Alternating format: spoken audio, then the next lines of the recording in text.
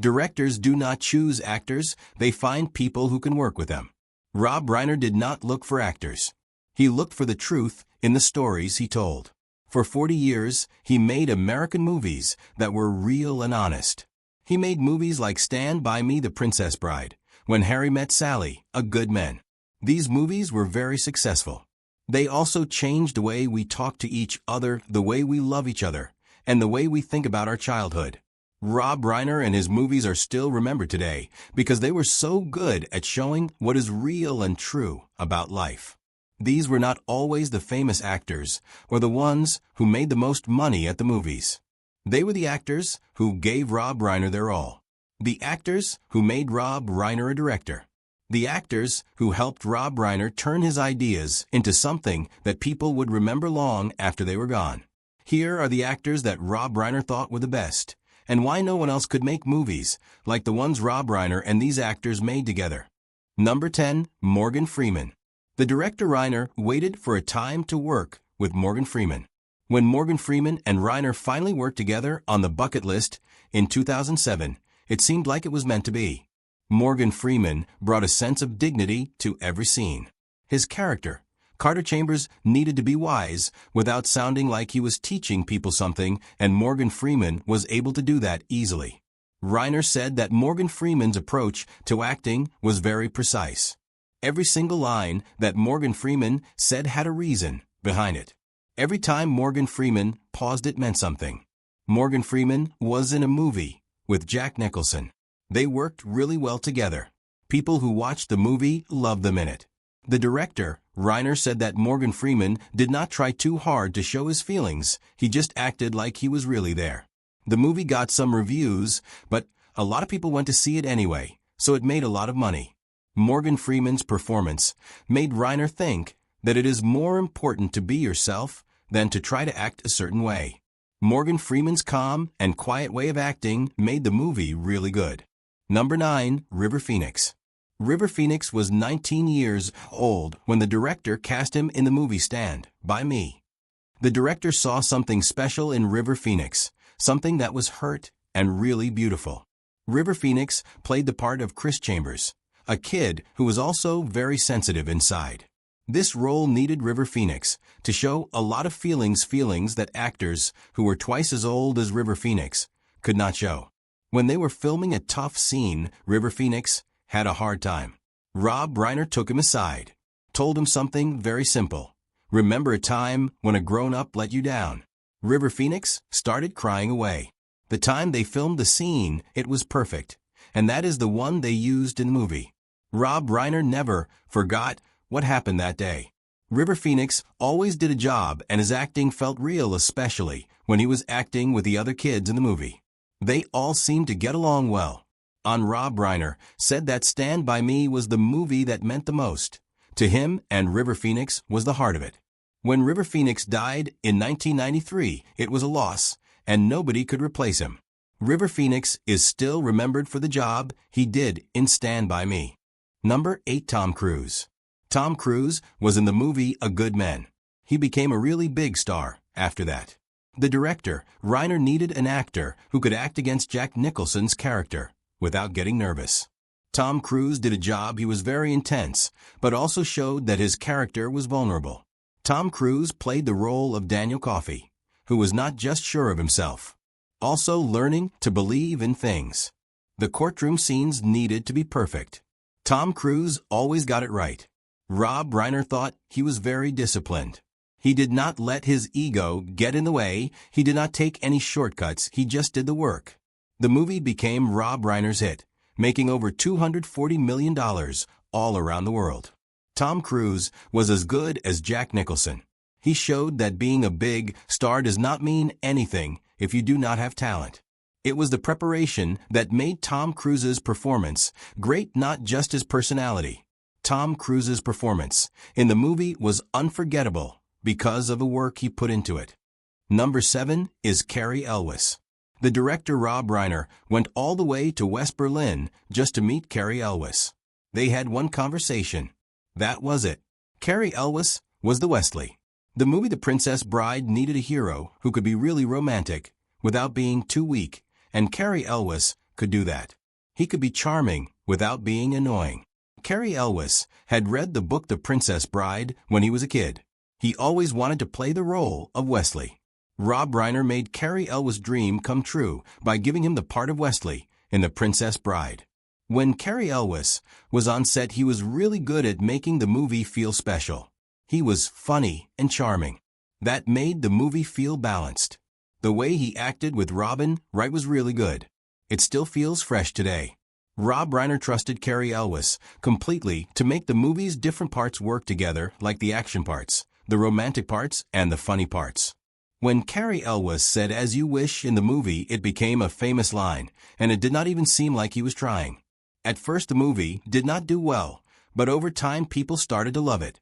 Rob Reiner said that Cary Elwes was the person to be in the movie because he was steady and charming and down to earth. It seems like casting Cary Elwes in the movie was a good instinct. Number 6 is Wil Wheaton. Wil Wheaton was a kid when Rob Reiner picked him to play Gordy in the movie Stand By Me. Wil Wheaton was 12 years old at that time. Rob Reiner liked Wil Wheaton because he saw a lot of himself in the character Gordy. Gordy is a writer who is trying to deal with things that happen to him. Wheaton did a great job playing Gordy. He was very sensitive. That is not something you see very often in kids who act. When Wil Wheaton started acting out the part, it felt like he had been doing it for a time. His performance in Stand By Me was really good from the beginning. Reiner treated Wil Wheaton like a grown-up. He explained how stories are put together of just telling him what to do. This really made Wil Wheaton think about acting in a way, and it stayed with him forever. Years later, Wheaton would still say that Reiner was the director who taught him how to act. Reiner thought of Stand By Me as a special project, and Wil Wheaton dealt with the strong feelings in it very calmly. One part in a movie one summer changed Reiner and Wil Wheaton's lives. They only worked together for a while, but what they did together always stayed important. Number 5. Kathy Bates. Kathy Bates tried out for the movie Misery. At that time, Kathy Bates was not well known for her work in films. Kathy Bates read one line, and Rob Reiner stopped her right away. He told Kathy Bates that she got the part. William Goldman had recommended Kathy Bates because of the work she did on stage.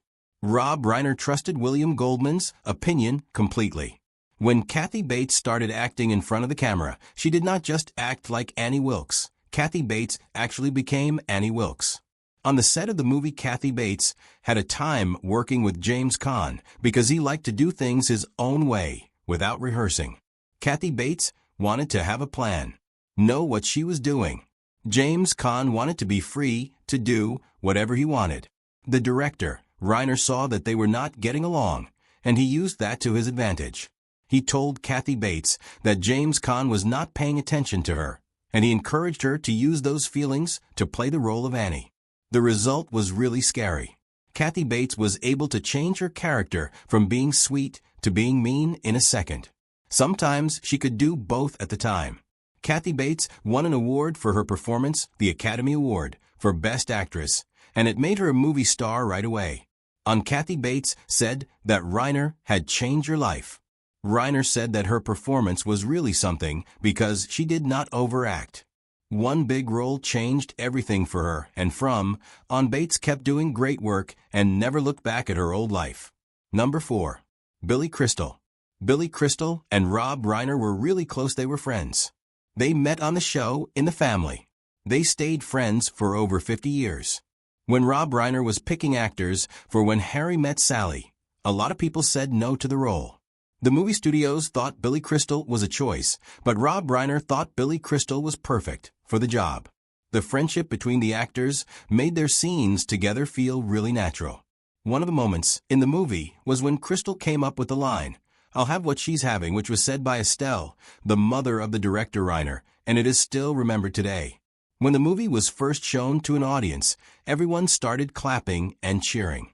Crystal and Reiner were sitting together. They knew they had made something special. The movie When Harry Met Sally changed the way people thought about comedies.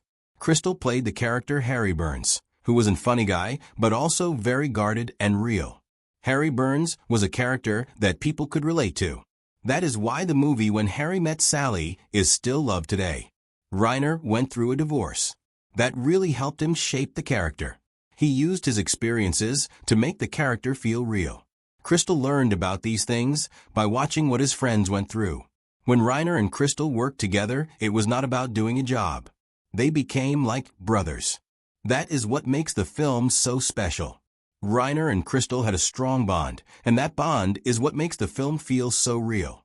The film is like a record of their brotherhood. Number 3. Jack Nicholson. Jack Nicholson worked with this director twice. Both times Jack Nicholson was amazing in every single scene. In the movie A Good Men, Jack Nicholson played Colonel Jessup. He was in a few scenes, but he made the whole movie all about him.